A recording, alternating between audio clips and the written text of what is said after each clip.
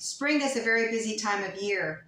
We're out and about running errands. We want to explore the great outdoors. We have spring cleaning. There's just so much going on. It's time to make it easy in the kitchen for us by preparing and cooking meals that are easy, but they taste really good. So I'm going to make a combination of meals today that are so easy, you're not going to believe it. And we're going to use budget-friendly ingredients right here from the kitchen. We are not going to the store. Even if we have to improvise, we will. The first meal is very similar to what you would get at a Mexican restaurant. You can easily create your own meals similar to what you get at a casual Mexican restaurant. Here we are making easy chicken enchilada casserole using leftover rotisserie chicken and cream of chicken soup. You can also use cream of mushroom or cream of celery soup for this recipe. And we are using half of a taco seasoning mix. Sharp cheddar cheese, which I need to shred by the way, some milk, and sour cream. The tortillas we are using are Mission brand white corn, super soft tortillas, and these are very pliable. If you already have shredded cheese, then you can skip this step, and it makes the recipe even easier. But I get such a good deal on chunk cheese at Walmart that I just like to shred my own cheese, and I think it tastes fresher. I think it is fresher and tastes better too. Now we're just adding about half a package of taco spice. In fact, I think it's a little more than half a package because this is more than what I expected. But I'm going to mellow it out with some milk and some sour cream. I'm going to make this really good and tasty. See how easy this is? It's amazing. And you can mix in a little bit of cheese if you like, and add extra milk according to your preference.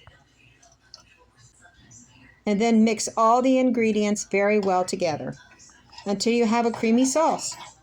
Mix in a little enchilada sauce with the shredded chicken so that it is completely coated but not drenched. Then place a thin layer of sauce onto a baking dish coated with nonstick cooking spray. And then begin creating your tortillas using a generous amount of chicken without overstuffing, because you want to be able to fold it over. But it doesn't have to be completely folded like a burrito, because we're going to put them upside down like that.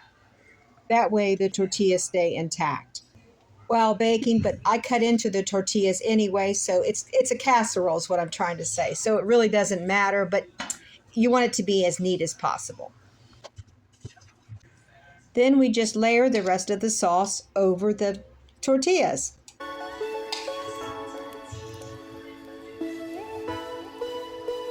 And cover with a layer of shredded cheese.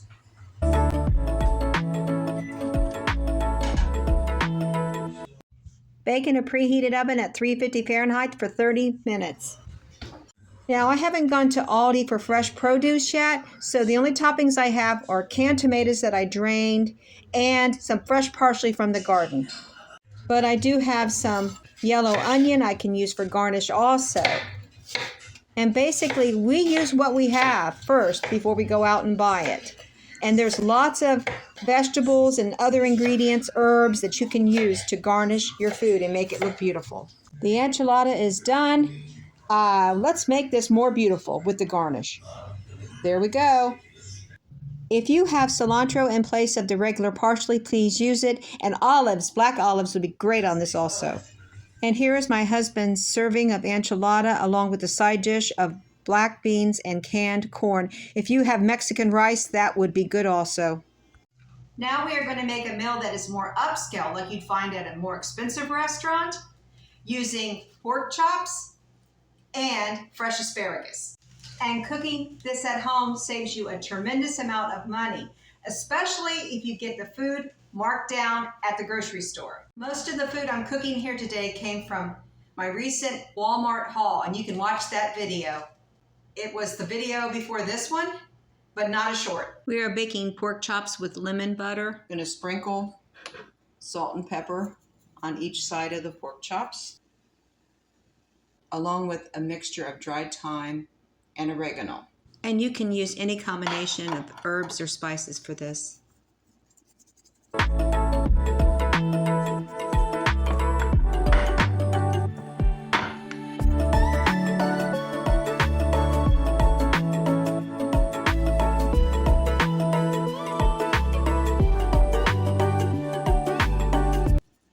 we are melting some butter in a large skillet. I threw the rest of the herbs into the butter. We're going to sear the pork chops on each side. Between 3 to 5 minutes.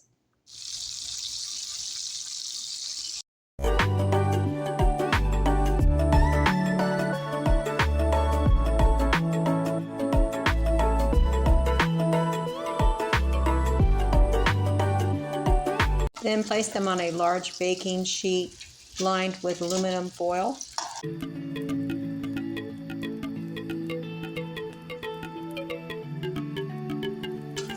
These are very thick pork chops, so we'll bake these in the oven for 15 to 20 minutes at 375 Fahrenheit. We added some additional butter to the pan where we seared the pork chops, and we're adding a drizzle or two of lemon juice. This will be the lemon butter that we pour over the pork chops the last 5 minutes of baking. It's been about 10 minutes. I turned the pork chops over and I'm heating up the butter and lemon in the pan just to ensure that the juices from the pork chops are fully cooked. All right, I'm going to drizzle it over the pork chops.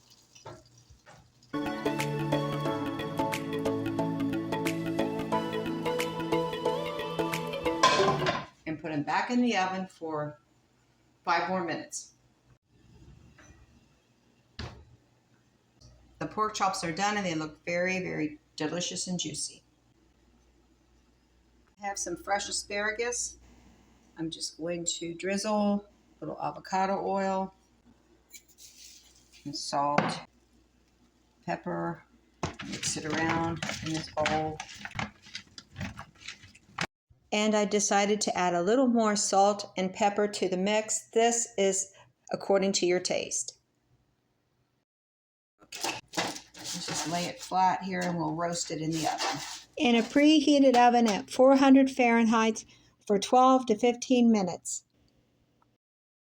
Asparagus is done. This was very easy. Asparagus is very easy to prepare. Here it is, asparagus with the pork chops. And we'll have a baked potato on the side. And here's my husband's plate, and I'm sure he'll enjoy this very much. Now we are cooking some spaghetti, but you can use any form of pasta for this dish. Turn your oven to 350 Fahrenheit. Now let's get the sauce ready. Mix up some of your favorite spices. I just used Italian spices, oregano, basil, and parsley. And a little onion. You can use garlic too if you like, or garlic powder. Just like you would pizza sauce, but you're going to need more because you're going to cover the spaghetti with this. I used a combination of a little spaghetti sauce with a can of tomato sauce. Let's strain out the water from the cooked spaghetti, put it back in the pan, and combine the prepared sauce with the cooked pasta. My husband likes a lot of sauce. So I probably used more than what it calls for. Actually, this is just the right amount. So it worked itself out. But the recipe that I link in the description of this video, you can use precise measurements if you like. And just spread the prepared pasta into a baking dish coated with nonstick cooking spray. And we prepped ahead and shredded some mozzarella, and we have some pepperoni. That's more than what we need. We won't be using all that pepperoni, but we'll be using all of this cheese. Just spread it over there, just like you would a pizza. We're going to keep this simple. We don't have any bell peppers or mushrooms or anything that would add for a topping, but that's fine because we're going to have a vegetable on the side. And we begin adding our pepperoni. Very simple. This is a very fun and easy dish to prepare, and you can get your kids into this also. Make a larger pan of pasta and add the toppings, add all kinds of creative toppings, and have fun with it. And bake this in a preheated oven for about 30 minutes. Since we are completely out of lettuce and tomato and carrots even, we are going to make a vegetable appetizer with what we have, and we have celery. This is very simple. Sometimes we for a snack at lunchtime, we'll put peanut butter with raisins. It's called Ants on a Log. But cream cheese is his favorite. To improvise, like not having chopped green onion for a topping, we are using everything bagel seasoning.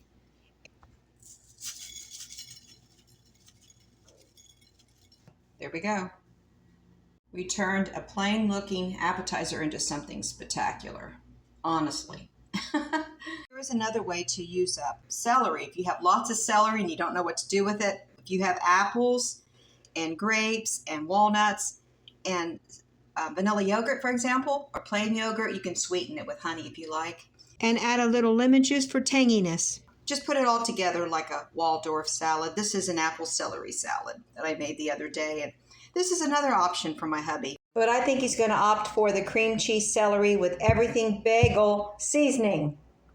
The pizza spaghetti bake is finished baking. We'll just add some fresh parsley. Simply irresistible, easy peasy, cooking at home. We have one more super easy meal to prepare using a 99-cent pineapple. We were at Giant Eagle the other day in their pharmaceutical department to buy vitamins, and we couldn't resist walking through the produce department. And the first thing we see are pineapples marked down to 99 cents. And I knew right away, we better smell these pineapples. Yes, they were overripe. Brought one home and I had to cut into it right away, and we have eaten some. So this is about 2/3 to 3/4 of a pineapple. Here are the ingredients we are using in our pineapple crisp, which is a dessert.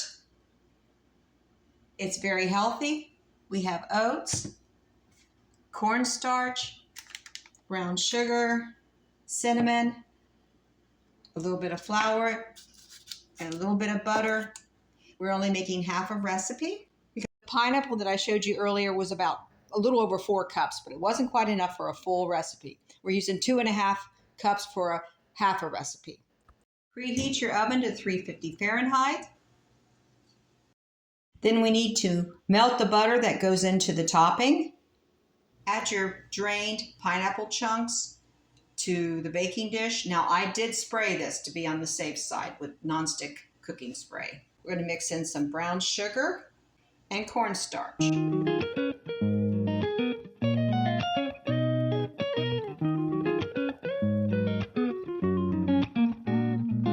And naturally, pineapples, even after you drain the pineapples from the can, or you make sure that you don't have too much liquid from the fresh pineapple, you still have a little bit of liquid. And that is going to help the cornstarch along to thicken the pineapples as they cook.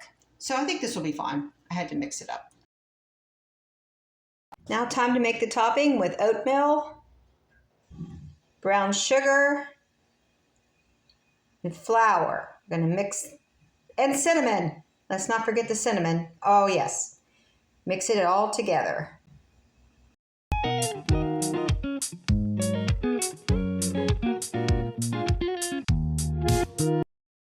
Then add the melted butter and combine with the other ingredients. And this will be our topping. This is just super easy recipe. All right, we're going to spread the oat mix over the pineapple filling. Look how simple this is. And then we're just going to bake it for 40 minutes, it says. I'll check it after 35 minutes. Let's put her in the oven.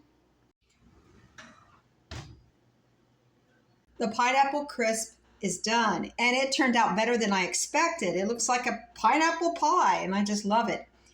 It could look better if it had a garnish. Now we do have some frozen strawberries, so let's see what we can do. Want to garnish this, not load it with strawberries or anything like that, but I'll cut these in half. These 4 little strawberries were in the freezer. I microwaved 15 seconds and then turned it off and then microwaved for 10 seconds. And I know that when they're from the freezer, they're pretty soggy, so we're going to dry these first. Put them on a paper towel to try to get some of the excess water off the strawberries. We just cut the strawberries in half and we're going to decorate the pineapple crisp. Now I want to keep it more about the pineapple than the strawberries, so I didn't overdo it. But at least we have a little garnish there. Now around the edges, I'd like to put some coconut. You can toast it if you like. I'm just going to add the coconut straight from the bag. Okay, so I got a little carried away, but it was a lot of fun, and the coconut I've had since Christmas time, and it is still good. And I used some more fresh pineapple to keep the integrity of the pineapple crisp, which has turned into a fabulous looking dessert. Thanks for watching today. I hope I inspired you to cook up some easy, budget-friendly recipes for these busy days. When the weather's getting nice, we want to get out to the garden and have a good time with friends and family. God bless each and every one of you. I'll see you on the next one.